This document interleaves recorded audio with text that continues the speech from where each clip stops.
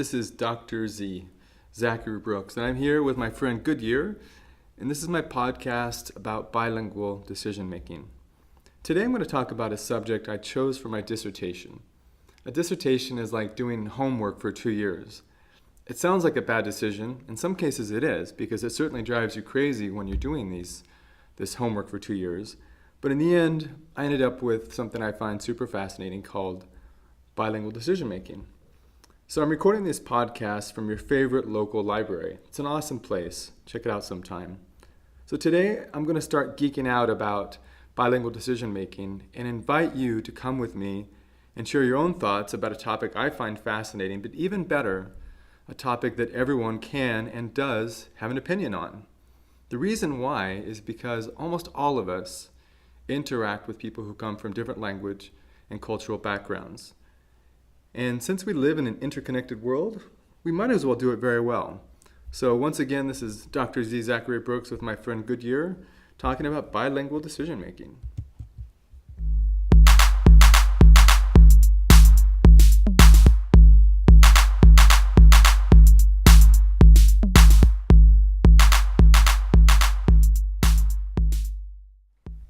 Topic 1.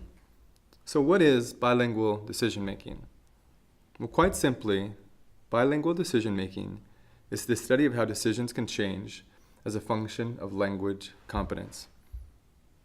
In other words, if you're from another country and you live in the United States and English is your second language, would you make a decision that's different from a person who speaks English as a first language? When you ponder that question, let's take a step back and talk about decision making generally. So decision making is the action or cognitive process of selecting from alternatives. That should make sense to anyone because we make over 30,000 decisions daily. Now many of those maybe aren't conscious at all. They're just sort of motorized programs in our brain that we decide to open the door, but we have sort of a motor memory. We put our hand out, we grasp the door handle, and we turn it one way or the other. But when we talk about decision making, usually we think in terms of conscious choices, and usually we think about choices that have consequences as well. So for people who study decision making, and it might be hard to believe, but there are actually a lot of people who study decision making, these people oftentimes will focus on bad human decisions. And the reason why is because we, as humans, make lots of bad decisions. Just think about a person you dated previously, and you might remember a moment when you didn't make the best decision. That's just one way to study decisions. In fact, there are generally 3 ways in which people have studied decision-making and continue to study decision-making. The first is called normative decision-making. In other words, normative is like saying the best decisions, the best possible decisions, given all the time, all the money, and all the energy, and all the best brain power you possibly could have in any given moment.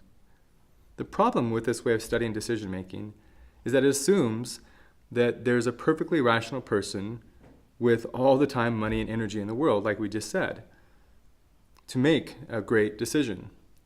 But how many people do you know always make the best decision? If you're like me, probably not that many.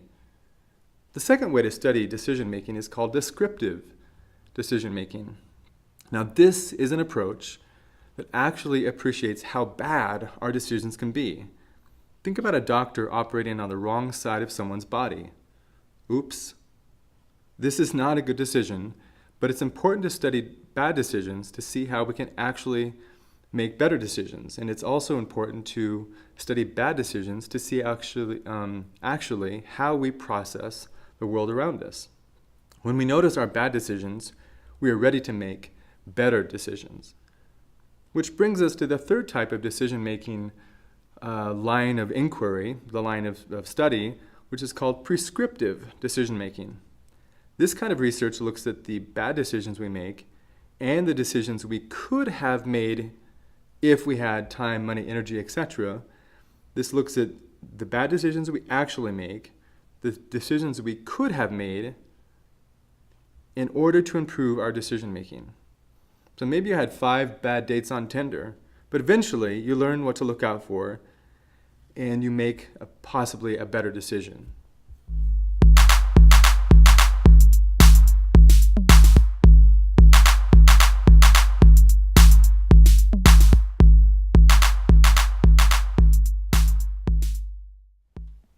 So we're back. This is Dr. Z, Zachary Brooks, with my friend Goodyear. And the topic in this section is how do we get the bilingual part of decision making? So from an academic perspective, the bilingual part comes from the fields of applied linguistics and the very related field of second language acquisition. So this group of geeks studied the process of acquisition, comprehension, and production of a new language. In other words, while you're struggling to learn a new language, these people are studying you. So the way they study the process of learning languages encompasses everything from cultural kind of issues to cognitive issues. For example, let's say you want to learn a new language, but while you're doing so, you don't quite identify with the people or the sounds of the language or the culture, the music, the food, the traditions. If you don't identify in some way with that new language and that new culture, it's going to be much harder for you to learn that language. On the other hand, even when you do identify, even when you find that new culture fascinating and you like the sounds of the new language, sometimes learning new language as an adult, in particular, is very difficult, simply because your brain has a hard time learning this new information, and that would be a cognitive perspective. So a couple of approaches to studying people learning languages include eye tracking studies. This is more about reading, but I think eye tracking studies is a good way to give an example because it's very visual. So eye tracking, just like it sounds, you track the eyes. Now, generally, you track the eyes while people read. The patterns that people's eyes follow during reading is really fascinating for researchers. Now, do you think that first and second language speakers are going to have different eye patterns when they read? Well, in the end, they really don't. But second language speakers, not surprisingly, read a little bit slower. Another way to look at studying new languages is something called lexical studies. So lexical or lexicon is a way of saying dictionary or words. So all those sort of things relate to words, lexicon, dictionary. So one way to study this is to study how first and second language speakers access and process and produce new words. Not surprisingly, second language speakers are a bit slower to recognizing words than first language speakers. We'll throw one other concept out there before we move on to the next section, and that concept is called interlanguage. Now, interlanguage refers to the language that is used by people who are learning a second language, but what they're actually doing, they're using a language that resembles both the second language and the first language. So let's say someone is in the United States trying to learn English. They're still using the grammar, let's say, the syntax, the word order of their first language, but now they're starting to put in new vocabulary that doesn't fit in their first language, because when you're in a new country, suddenly you have to use new words, and sometimes what you do is you just take those words and plop them in to your current language. Over time, that language can change enough that it becomes a second language. But in the meantime, it's called interlanguage. So if you've ever traveled and you've been on vacation and you mix up words, you understand the process and the concept of interlanguage very intuitively.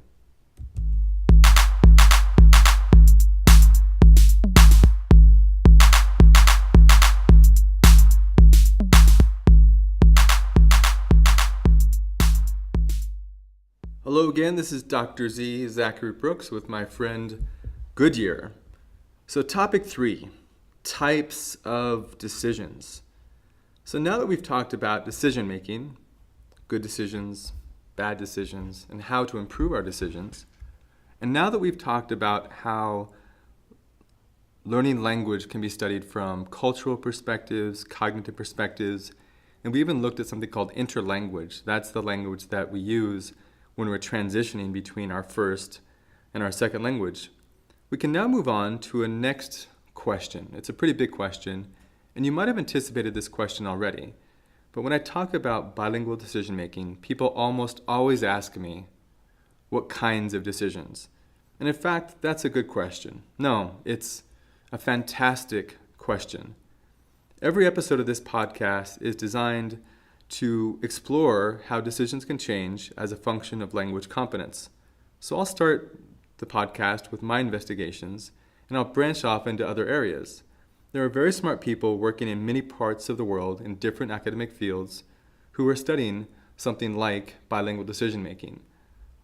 And if they aren't, they should, because it's pretty fascinating, and it's nice to be able to investigate the world and figure out how we can interact with each other much better.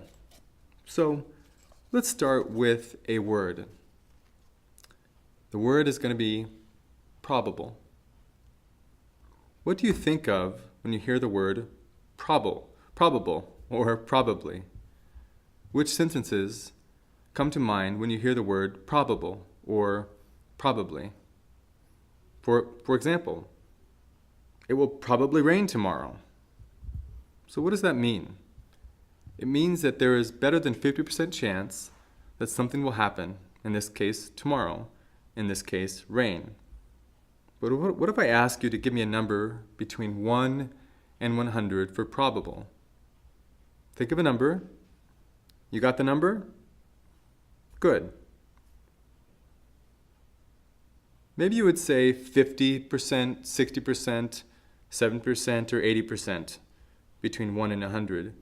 Or maybe you have your own number. Now, would that number change if someone were speaking English as a second language? According to my research, the answer is yes. For example, if it is rare for Sandra to go jogging, how many times per month does Sandra go jogging? Your job is to give a number between 1 and 30 and ask yourself, would there be a difference between the numbers for first and second language speakers? That is, would first and second language speakers give different numbers between 1 and 30 for the word rare?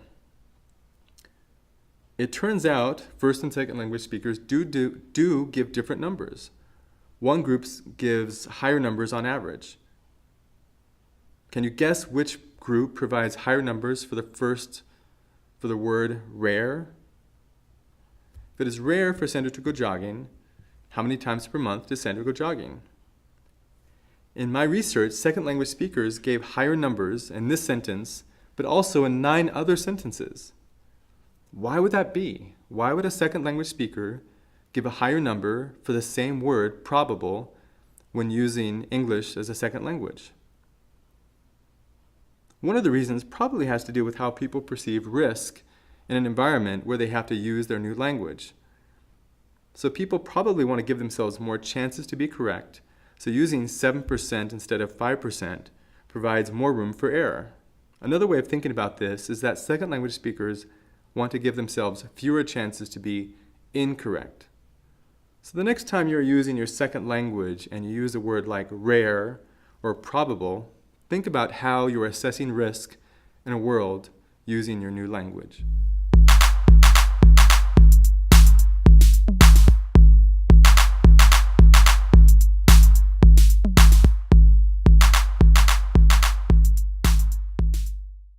So we're back. This is Dr. Z, Zachary Brooks, with my friend Goodyear. So thanks for tuning in to the first podcast on bilingual decision making. I hope you appreciate how speaking another language can help you see the world in a whole new way, and sometimes how decisions can vary when you're using your second language or when you're interacting with someone who is using their second language. Now, does this mean the decisions that someone makes when using their second language is worse? I don't know. I don't think so, but subscribe to find out, as next time we will look at ethical decision makings and how people's decisions may vary in their second language versus their first language when they're making a very hard decision about ethics. In the meantime, happy deciding.